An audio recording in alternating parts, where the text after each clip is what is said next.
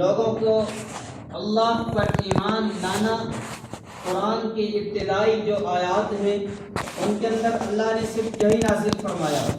10 سال کے بعد احکامات نازل ہونا شروع ہوئے اور اس امت کو اللہ رب العزت کی ذات نے یہ کتاب ہدایت عطا فرمائی کہ تمہارا کوئی بھی مسئلہ ہو، تمہیں کوئی بھی پریشانی ہو، اس قرآن کے ساتھ لو لگا لینا، قرآن سے پوچھ لینا، قرآن تمہیں بتائے گا تمہاری بیماریوں کا علاج کیا ہے، تمہاری پریشانیوں کا کیا حل ہے، اور تمہارے جتنے بھی ضرورتیں ہیں وہ ساری کی ساری قرآن کے ذریعے سے اللہ رب العزت کی ذات پوری کر دیں گی۔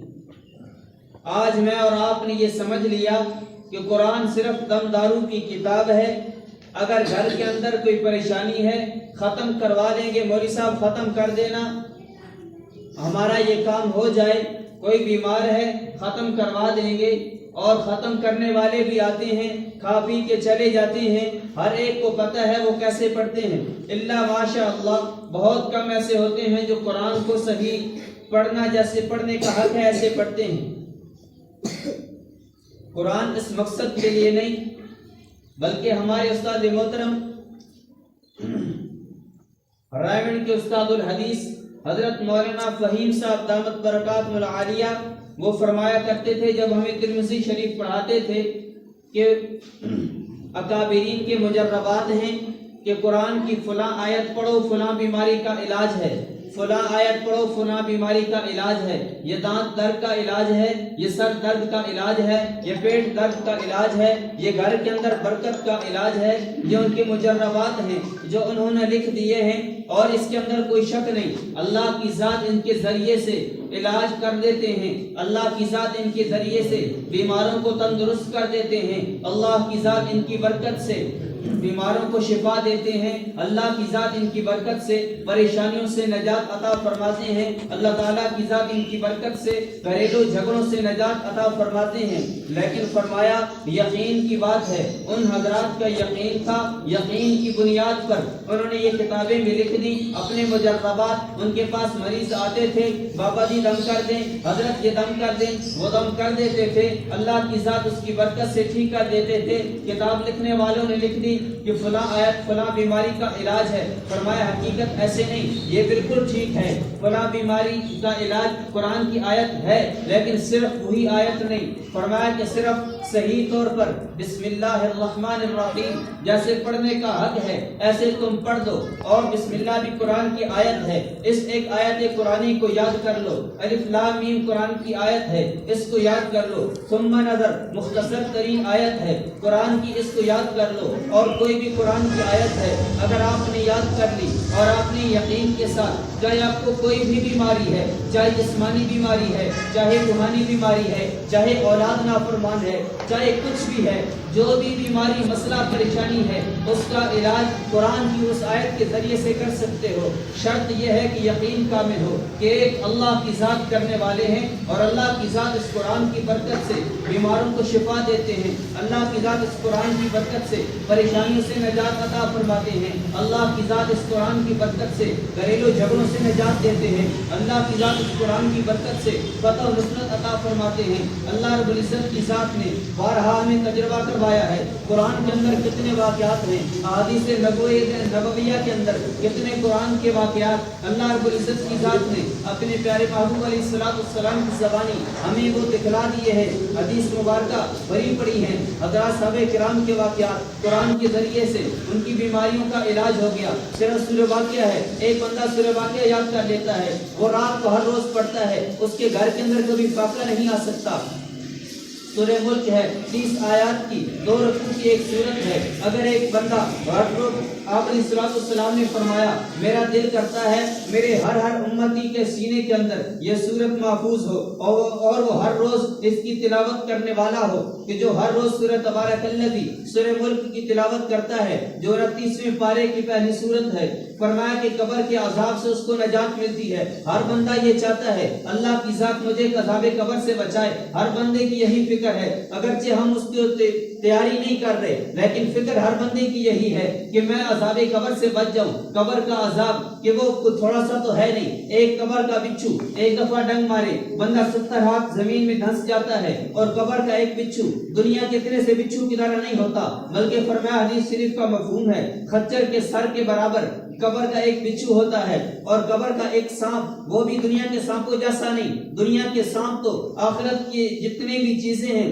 یا جتنے بھی نعمتیں اللہ کی ذات نے دنیا کے اندر دی ہیں وہ جنت کی نعمتوں کی, اور دنیا کے اندر کتنی نقصان دہ چیزیں ہیں یا آخرت کے جہنم کے عذابات کی ایک مثل اللہ نے بتا دی تاکہ ذہن کے اندر ایک بات آ جائے کہ آخرت میں سانپ بھی ہوں گے, آخرت میں بچھو بھی ہوں گے, آخرت میں انار بھی ہوں گے, آخرت میں سیب بھی ہوں گے, آخرت کے اندر اتنی نعمتیں بھی ہیں جنت کے اندر, جہنم کے اندر اتنے عذابات بھی ہیں. یہ وعدے بھی یہ وعیدیں بھی یہ ساری کی ساری اگر یہ ہم ان پر یقین کر لیں, اسی کا نام ایمان ہے. اور اسی ایمان کے بلبوتے پر انسان نیکی کرتا ہے, گناہوں سے بچتا ہے, تو جہنم کے عذابات سے بچانے والی سورت سورہ تبارک الذی ہے. ایک بندہ صرف سورہ تبارک الذی یاد کر لیتا ہے, قرآن کا کوئی حصہ اور یاد نہیں, لیکن ہر روز اس کو پڑھتا ہے, اللہ کی ذات عذاب قبر سے اس کو نجات عطا فرمائیں گے.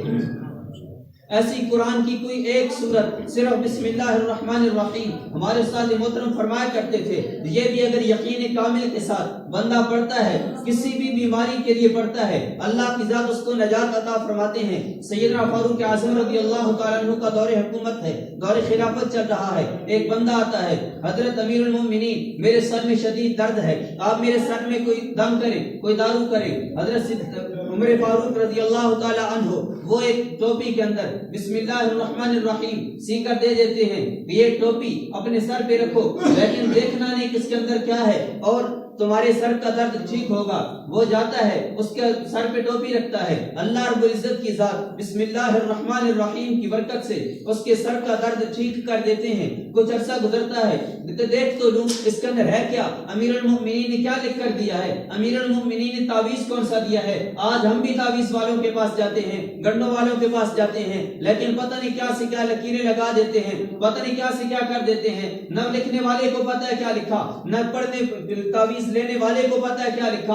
اصل تعویذ تعوذ سے ہے, پناہ کے اندر دینا, اور پناہ کے اندر سب سے بڑا ذریعہ اللہ کا قرآن ہے. قرآن کے ذریعے سے ہم تعویذ دیں دم کریں, اللہ کی ذات اس کی اجازت دیتے ہیں, لیکن شریعت سے ہٹ کر اگر ہم تعویذ دم گنڈا کرائیں گے وہ سارے کا سارا گناہ ہے, کرنے والا بھی گناہگار اور کروانے والا بھی گناہگار. جیسے کہ ہاتھ دکھانے والا فرمایا کہ نجومی کے پاس بندہ جائے گا اس کا ایمان زائد ہو جائے گا, تو اللہ حضرت عمر فاروق رضی اللہ تعالیٰ عنہ نے اس کو تعویذ دیا, ٹوپی کے اندر سی کر بسم اللہ الرحمن الرحیم دی. کچھ عرصے کے بعد بندہ کھول کے دیکھتا ہے, ارے ہے کیا, یہ تو صرف بسم اللہ ہے. دل کے اندر یہ بات آ گئی کہ واہ, صرف بسم اللہ کے ذریعے میرے سر کا درد ٹھیک ہوا. اللہ رب العزت کی ذات نے پھر سر کا درد شروع کر دیا کہ تو بسم اللہ کو اتنا نارمل سمجھتا ہے, بسم اللہ کی تیرے ہاں کوئی حیثیت نہیں, بسم اللہ کو تو سمجھتا کیا ہے, بسم اللہ کچھ بھی نہیں ہے.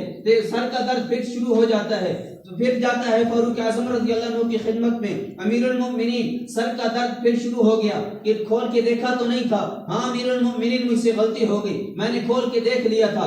حضرت فاروق اعظم رضی اللہ تعالی عنہ دوبارہ لکھ کے دیتے ہیں اور کہتے ہیں اب کھول کے دیکھنا نہیں, وہ اس کا سر کا درد اللہ کی ذات دوبارہ ٹھیک کر دیتے ہیں.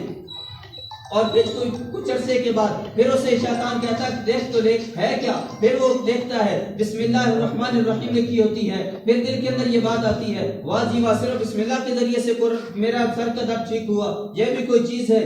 کاش مجھے پورا قرآن لکھ کے دیتے, کوئی اور آیت لکھ کے دیتے, کوئی اور مجھے چیز دیتے, لیکن سر کا درد پھر شروع ہو جاتا ہے. پھر تیسری مرتبہ جاتا ہے, فاروق اعظم رضی اللہ عنہ فرماتے ہیں پھر کھول کے دیکھا ہے, ہاں کھول کے دیکھا ہے. فرمایا میں تجھے دوں بھی صحیح, تیرا یقین نہیں رہا, اس لیے اب تیرا سر کا درد ایسے ٹھیک نہیں ہوگا. اس لیے شرط یہ ہے کہ اللہ کے کلام پر ہمارا یقین ہو, چاہے وہ بسم اللہ ہے, چاہے کوئی اور قرآن کی آیت ہے, قرآن کے ساتھ ہماری لو ہو, قرآن کے ساتھ ہمارا تعلق ہو. اور اگر ہم قرآن ہمارے دروازے کے اوپر والے خانے کے اندر بند پڑا ہے اور اس کے اوپر گرد و غبار جمع ہے, وہ قرآن ہمارے گھر کے اندر برکت کا ذریعہ کبھی نہیں بن سکتا. وہ قرآن ہمارے گھر کے اندر نحوست کا ذریعہ بنے گا. کیوں؟ اللہ کے قرآن کے ساتھ ہم نے بے توجہی کی, اللہ کی ذات ہمارے ساتھ بے توجہی برتیں گے.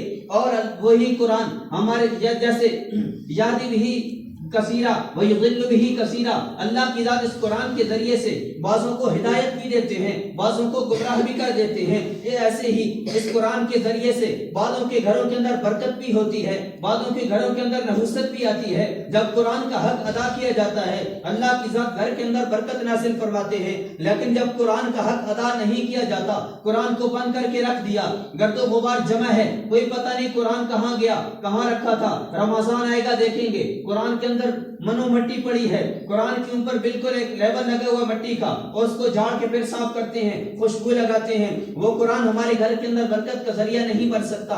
जैसे एक बंदे का नाम मिसाल के तौर पर सहाबा के नाम पे रखा, अबू बकर रखा, उमर रखा, उस्मान अली रखा, मुआविया रखा, तलहा जुबैर रखा, सहाबा के नाम पे बरकत के लिए नाम रख दिया। लेकिन घर के अंदर बुलाने वाले उसको सीधा नाम नहीं बुलाते, नाम बिगाड़ के बुलाते हैं। वो नाम वो घर के अंदर उस बच्चे की जिंदगी पे असर डालेगा, और वो नाम उसके बच्चे की जिंदगी के अंदर बरकत का जरिया नहीं बनेगा, बल्कि बेबरकती का जरिया बनेगा। वो बच्चा शरारती भी होगा, वालिदैन का नाफरमान भी होगा। बुजुर्गों के पास जाएंगे, हाजी साहब हमने तो नाम इसका सहाबा के नाम पे रखा, लेकिन ये बच्चा नाफरमान है, न नमाज पढ़ता है, न रोजा रखता है, और हम वालिदैन का भी नाफरमान है, बड़ों की बात नहीं मानता। क्या बात है? बुजुर्ग पूछते हैं नाम क्या है? इसका नाम अबू बकर रखा है। बुलाते क्या हो? वो अबू बकर तो हमने कभी नहीं बुलाया, हम तो इसको नाम बिगाड़ के कुछ से कुछ कर देते हैं। बुजुर्गों ने फरमाया यही बात है बच्चे के नाफरमान होने की। अगर सीधा नाम लोगे बच्चे के अंदर अबू बकर की सिफात आएंगी, अगर नाम बिगाड़ दोगे तुमने नाम को बिगाड़ दिया, अल्लाह की जात ने सिफात को बिगाड़ दिया। तो ये वादे भी हैं, वाइदे भी हैं, कुरान के साथ हमारा ताल्लुक हो। अल्लाह फरमाते हैं खैरुकुम मन तअल्लमल कुरान व अल्लमहु, तुम में से बेहतर वो है जो कुरान को पढ़े और कुरान दूसरों को पढ़ाए, कुरान को सिखाए। आज हमारी कुरान के साथ बेतवज्जुही है, ना हम खुद पढ़ते हैं, ना हम अपने बच्चों को पढ़ाते हैं। हम दुनिया के कामों के अंदर सबसे आगे फस्तबिकुल खैरात फरमाया, तुम नेकियों के अंदर एक दूसरे से आगे बढ़ो, लेकिन हम उलट चल पढ़ते हैं फस्तबिकुद दुनिया, दुनिया के अंदर एक दूसरे से आगे बढ़ो। अगर फलां का कारोबार रोजाना उसकी 1000 रुपए जारी है, मैं 2000 कमाऊंगा। अगर एक 50,000 कमाता है, मैं लाख कमाऊंगा। एक दूसरे से आगे। अगर फलां के पास एक गाड़ी है, मैं 2 गाड़ियां लूंगा। अगर फलां का एक घर है, मैं 2 घर बनाऊंगा। अगर फलां के पास इतना सोना है, मैं इतना लूंगा। फलां ने बच्चे के वलीमे पे इतने लाख खर्चा किया है, मैं करोड़ करूंगा, मैं उससे आगे बढ़ूंगा। मेरी तो नाक थोड़ी है, मेरी भी नाक कटती है अगर मैं थोड़ा खर्चा करूं। लेकिन अल्लाह के अहकामात को हम तोड़ देते हैं, अल्लाह के नबी के फरामीन को तोड़ देते हैं। अल्लाह रब्बुल इज्जत की दात की तरफ से फिर नहुसत आती है, अल्लाह की तरफ से बरकत नहीं आती। अगर हम अल्लाह को राजी करें, अल्लाह के अहकामात पर चले, अल्लाह रब्बुल इज्जत की जात घर के अंदर बरकतें भी नासिल फरमाएंगे। अगर एक बच्चा भी घर के अंदर रोजाना उठ के कुरान पढ़ता है, नमाज का आदी है, उसकी बरकत घर के अंदर जरूर आएगी। लेकिन उसी घर के अंदर अगर 10 अफराद जो बड़े हैं वो न नमाज पढ़ते हैं, न कुरान पढ़ते हैं, न दीन के किसी बात पर अमल करते हैं, न अच्छे अखलाक से पेश आते हैं, बल्कि दूसरों को भी बेइज्जत करते हैं, दूसरों से लड़ाई झगड़े करते हैं, उस घर के अंदर कभी भी बरकत नहीं आ सकती।